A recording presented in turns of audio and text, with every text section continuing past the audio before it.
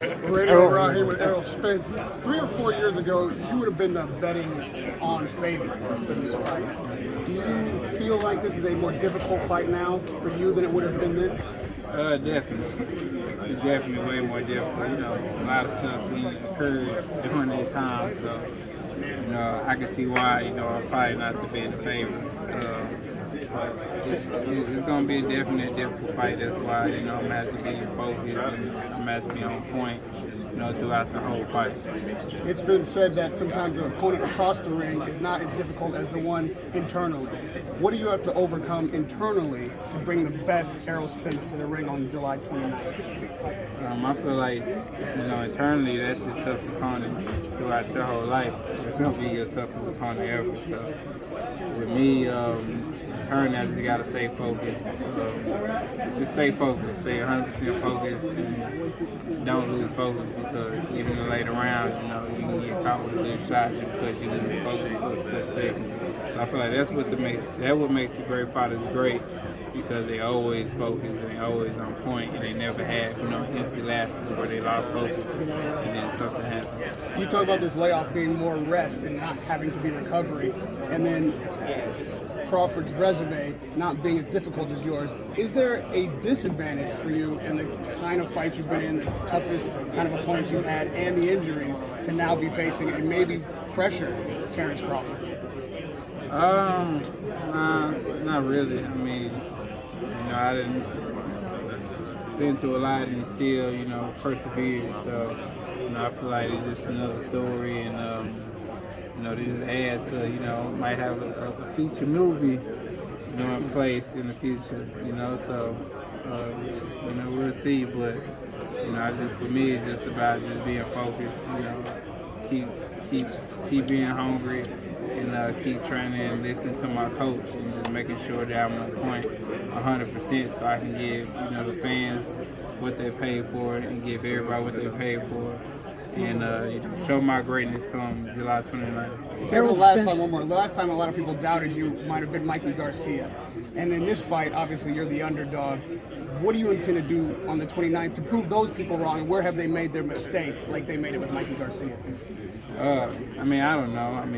It's going to go back and forth just because, I'm fighting another great fighter. So it has to go back and forth. And, that's why this fight's so great, because 1 week they saying this, the next week they saying that. They see us at the press conference, now they changing it around. So it's always gonna change, because this how great this fight is, and this how even people think it is, that you get swings and different changes of how the fight's gonna play out. So I feel like that's why it's gonna be so great, because you don't know what's going to happen. Crawford says he's been visualizing this fight for years. When you visualize it, how does it play out? It play out me just, breaking them, mentally, physically, damn near spiritually. It's just, me just breaking his will. Hopefully, I don't break his face too bad, and just, come out with the victory. Champ, what do you think is the biggest difference maker in this fight? Errol Spence, Terence Crawford's been saying that he made this fight happen. Who made the fight happen? It definitely was me. Because I made concessions to make the fight happen, and it was basically my decision that the fight was gonna happen, because basically, even if we had the bet 5 years ago, I gave them that and some, to make this fight happen. So, and a lot of the people who on the business side of it didn't think that I was gonna make that concession, but I did. And that was the deciding factor to make the fight happen. Errol. So if it wasn't for you, the fight wouldn't have happened?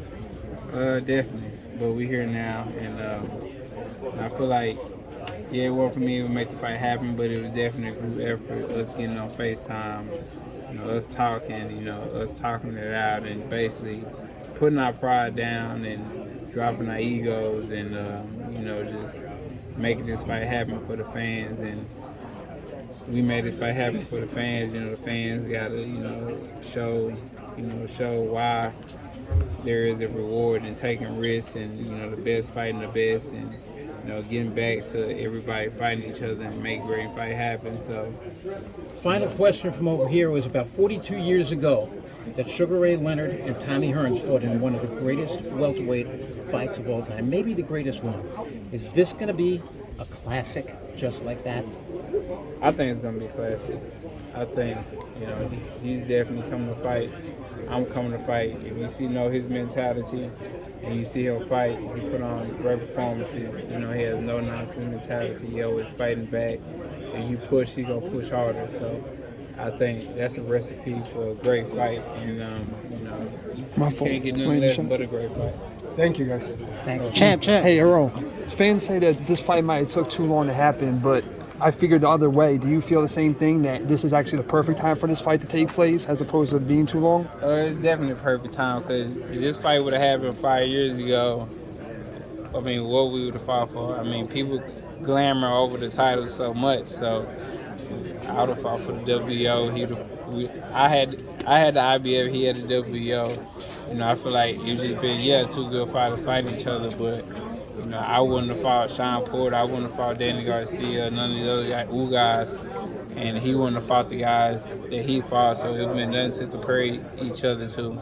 And it's just been, you know, two guys fighting each other. But now, you know, we're fighting for all the marbles. You know, we're in our prime, you know, he's more experienced, I'm more experienced now. And, you know, it's just a recipe for a great fight. A lot of them made negotiations. What was the split you guys saying? I don't know. That ain't in the news yet. I'm not the person to tell you. Champ, what do you think will be the biggest difference maker in this fight? Is it your jab, your defense, your ring IQ? What separates you? I feel like it's gonna be a multitude of everything. I mean, it's gonna be, you know, ingredients of everything in. It's gonna be the jab. It's gonna be ring IQ. It's gonna be fundamentals. It's gonna be who can stay focused. It's gonna be award nutrition. You know, it's gonna be everything coming together. And you know, I feel like the best fighter is gonna win. Whoever can just stay focused and who can endure, and who's gonna be, you know, ready to put it all on the line when they have to. Champ, you haven't fought in over a year. Do you think the ring layup will play a factor in this fight? Man, you know, I don't think so. I mean, I've been through worse and haven't fought. You know, just like the car crash and the eye injury and, you know, other stuff that was going on, you know, personally. So, you know, I just feel like it just makes for a better story. So. What type of spend? You mentioned the sanctioning fees for the belt. I don't know if you're aware, but you'll be fighting for the Making Ring Magazine welterweight championship. What are your thoughts on that? And who is your favorite all time? I don't think the Ring Magazine takes sanctioning fees. No, they don't. Yeah, so that's cool. But my thoughts on winning it. Oh yeah, that's dope. I mean, that's a prestigious belt. You know. You see all the greats wear the Ring Magazine belt, you know, all the guys that I looked up to and all the guys that, you know, I watched as a kid. So to get that belt, you know, that would mean everything for me, just to be, you know, with the same guys who had that belt. So I mean, that'd be great. Who's your favorite 147 pounder of all time?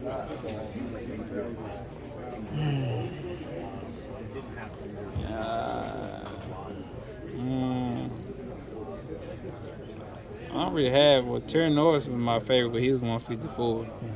So I like Mike McCullum. I like Donald Curry. Texas, Jamaica.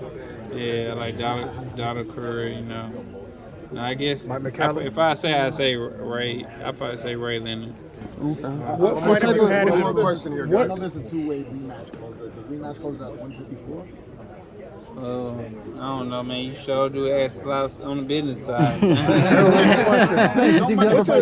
What's a past fight that you've had that prepares you best for Crawford?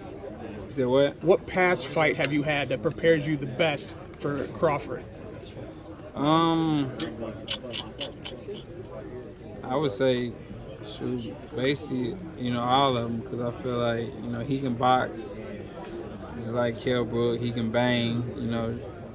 He can bang like Sean Porter can bang, you know, he can fight, he has power, he has speed. So for me, I feel like all the fights, you know, gave me the experience that I need to come out to victory, because It's gonna be tough. It's gonna be grueling. And I think it's gonna lead to just war nutrition. Just lead to who wants it more, rather than the talent, the skills, and the ability. Lastly, he says he's been here before, but you're the pay-per-view fighter who's been on this stage many more times than him, have been a draw more times than him. What does that give you in the fight that maybe he hasn't seen before, or is it ready to expect? I don't think yeah, he been here before, but he hasn't been with the top caliber opponents that I've been with at the stage of their career. The guys I fought, they was world champions when I beat them. The guys he fought, they was kind of Crawford was a shell of himself. He had 3 fights at 154 before they sucked him down to 147 pounds, and he was having trouble making weight, way before he fought him. So, I mean, you can give him credit for that if you want to, Crawford, or for Sean Porter, who, if you looked at, I think he fought Sebastian before me. You looked at that fight, Sean Porter versus Sebastian. That was not an impressive fight at all in Sean Porter's show, and he looked bad. So, Errol, he does have the skills and the talent. You've been seeing him be training with guys like Brian get some Sabello and other- stuff. You've been seeing him be training with like Brian Sabello and young hungry lions like that. How do you feel it's upping your game for a fight going against Terence Crawford? Oh, it's great, man. You gotta have young guys who are super hungry and coming to fight. But the young guys, they don't spar like sparring partners. They're hungry. They're ambitious too. They want to be world champions. So they're gonna show you something different, and you hit them, they're gonna hit you back. They're gonna bring a younger aspect to it, to where they got something to prove. With everything that happened over the past few years, given the accident, your eye surgery and stuff like that, how do you feel this type of Spence is currently now as a fighter versus your previous, before the accident, before that surgery? I feel great. Of course, I'm not gonna be the same Errol Spence, but I feel good. I feel great. My ability's been good. Shown great wins. After my car crash, after my eye injury. So we're gonna keep adding to it, and keep adding to the story, and coming out victorious every time. The great welterweights in the 80s, who do you see most in yourself? Errol, what made you want to call up the sanctioned bodies today as opposed to during the fight with you? Meeting media presence with you? It's just people gotta be held accountable. Where stuff coming from, where stuff going.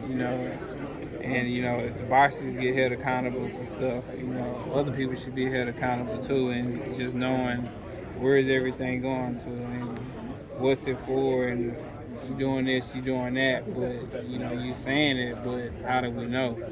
So I feel like it should be different stuff for athletes.